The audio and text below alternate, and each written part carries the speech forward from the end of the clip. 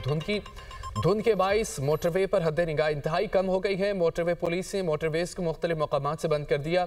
M1 को पिशावर से सवाबी तक, M2 और M4 को खानेवाल से मुल्तान तक धुंध की वजह से बंद कर दिया गया। M5 को मुल्तान से रोहड़ी तक हर किस्म की ट्रैफिक के लिए बंद कर दिया गया। तर्जमान के मुताबिक मोटरवेज की बंदिश का मकसद आवाम की जानो माल का तहफ़्फ़ुज़ है। धुंध में लेन की खिलाफ वर्जी खतरनाक हादसात का बाइस बन सकती है। शहरी सफ़र के दौरान लेन डिसिप्लिन पर सख्ती से अमल करें और रात की बजाय दिन के औकात में सफ़र को तरजीह दें। वज़ीर-ए-आज़म शहबाज शरीफ का हरीपुर में दानिश स्कूल के क़याम, यूनिवर्सिटी में ख़वातीन के लिए अलहदा कैंपस और हरीपुर पुल की तामीर का ऐलान किया। बच्चों में लैपटॉप तकसीम किए।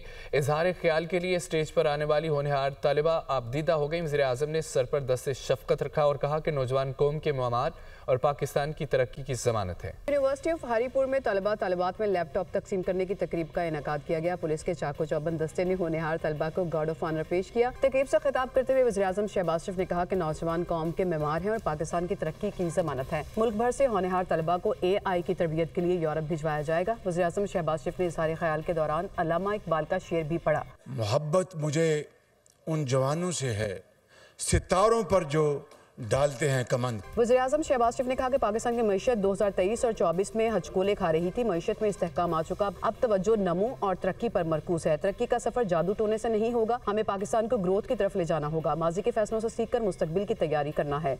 जो इस वक्त मईशत है वो मंझधार से निकल आई है, हचकोले खा रही थी।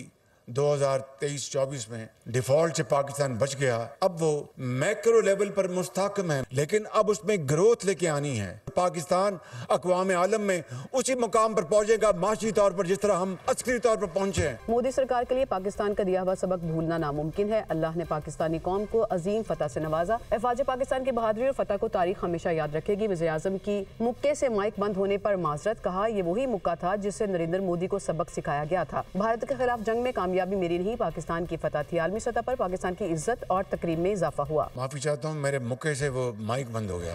यही वो मुक्का था अफवाज पाकिस्तान का 6 मई और 10 मई के दौरान जो जंग लड़ी गई, कि जिससे कि जो मोदी सरकार है उसको वो सबक सिखाया गया कि वो जिंदगी भर वो सबक कभी भूलेगा नहीं। ये वो इज्जत है पाकिस्तान को मिली जो आज पूरी दुनिया में आज उसकी तकरीम और उसका एहतराम किया जाता है। होनहार तालिबा को इजहार ख्याल के लिए स्टेज पर बुलाया गया तो वो आबदीदा हो गई। होनहार तालिबा काफी देर तक बोल नहीं सकी, स्टेज पर आंसू साफ करती रही। तालिबा बात किए बगैर स्टेज से उतरी तो वज़ीर-ए-आज़म ने सर पर दस्ते शफ़क़त रखा। तकरीब के अख्ताम पर वज़ीर-ए-आज़म ने होनहार तलबात में लैपटॉप तकसीम किए।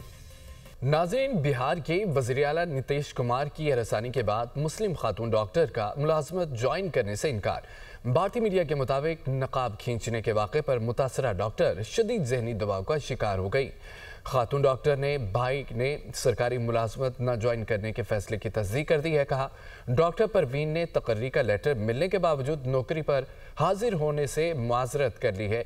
वाक़े की वीडियो सोशल मीडिया पर वायरल होने से डॉक्टर परवीन नफसियाती दबाव का शिकार है। तकरीब में वज़ीर आला बिहार की हरकत पर शदीद अवामी और सियासी रद्दअमल सामने आया। नकाब वाक़े को सियासी रहनुमाओं और इंसानी हकूक़ तंजीमों ने शर्मनाक करार दिया। बांग्लादेश में तालिब इल्म रहनुमा उस्मान हादी पर कातिलाना हमले के खिलाफ एहतजाज किया गया। तलबा ने भारतीय हाई कमीशन की जानिब एहतजाजी मार्च किया। बरतानवी खबर एजेंसी के मुताबिक मुजाहिरीन ने भारतीय हाई कमीशन के बाहर लगाई रुकावटों को तोड़ दिया है। मुजाहिरीन भारतीय हुकूमत से हसीना वाजिद की फौरी हवालगी का मुतालबा भी करते रहे। उस्मान हादी पर जुमे के रोज़ नकाबपोश अफराद ने फायरिंग की थी। उस्मान हादी की तबीयत बेहतर ना होने पर इलाज के लिए सिंगापुर मुंतकिल कर दिया गया। यूक्रेनी सदर ज़ेलेंस्की का कहना है कि यूरोपीय ममालिक को रूस को रोकने के लिए सियासी और माली फैसले करने चाहिए। अमेरिका कहता है कि रूस जंग खत्म करना चाहता है, लेकिन मास्को संजीदा नजर नहीं आता। हमें अपने इत्तेहादियों पर भरोसा है, वह रूस के खिलाफ ज़रूर खड़े होंगे। रूस जंग ख़त्म करने की सिफारिश की कोशिशों को नुकसान पहुंचाएगा। सदर ज़ेलेंस्की ने मज़ीद ये कहा, लगता है कि मास्को 2026 में भी ये जंग जारी रखेगा।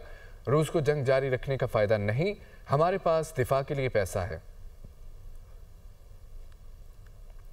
ईरानी वज़ीर ख़ारिजा अब्बास अराग़ची कहते हैं कि ईरान किसी से जंग नहीं चाहता, लेकिन मुमकिन सूरत-ए-हाल के लिए तैयार है। सहूनी हुकूमत और अमेरिका की धमकियां नफसियाती जंग का हिस्सा हैं।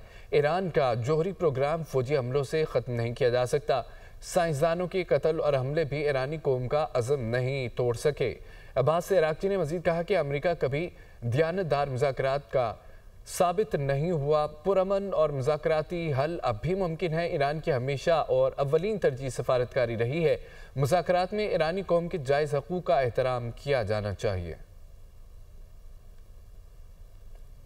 रूसी सदर पुतिन की यूरोपीय रहनुमाओं पर कड़ी तनकीद। रूसी जर्नलों की तकरीब से खिताब में कहा कि यूरोपीय रहनुमा माजी का बदला लेने के लिए रूस की तबाही चाहते हैं।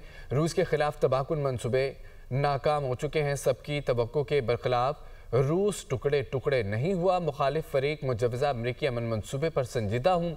रूस अपनी तारीखी सरजमीन की आज़ादी ताकत से हासिल करेगा। अमरीकी सेनेट ने $901 अरब का दिफाई अखराजात का पॉलिसी बिल मंजूर कर लिया है। बिल दस्तखत के लिए सदर ट्रंप को भेज दिया गया। सेनेट में बिल की हिमायत में 77 और मुखालफत में 20 वोट कास्ट हुए। बिल में फौजी एहलकारों की तनख्वाह में 4% इजाफा।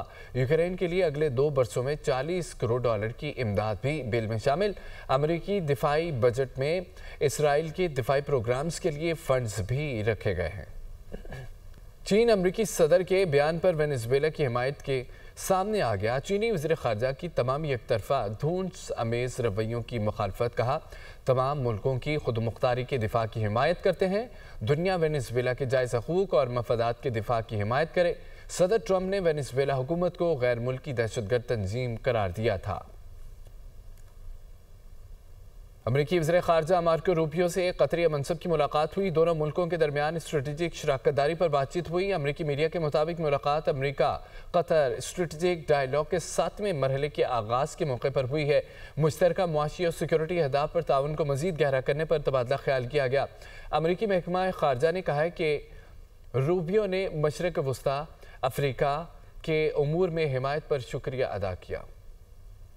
ऑस्ट्रेलिया में सिडनी के बुंडाई बीच पर हमले में मुलव्विस भारतीय निजात दहशतगर्द साजिद अकरम और उसके बेटे का पासपोर्ट मंजर आम पर आ गया। भारतीय एम्बेसी ने हमलावर साजिद अकरम को 2022 में 10 साल के लिए पासपोर्ट जारी किया।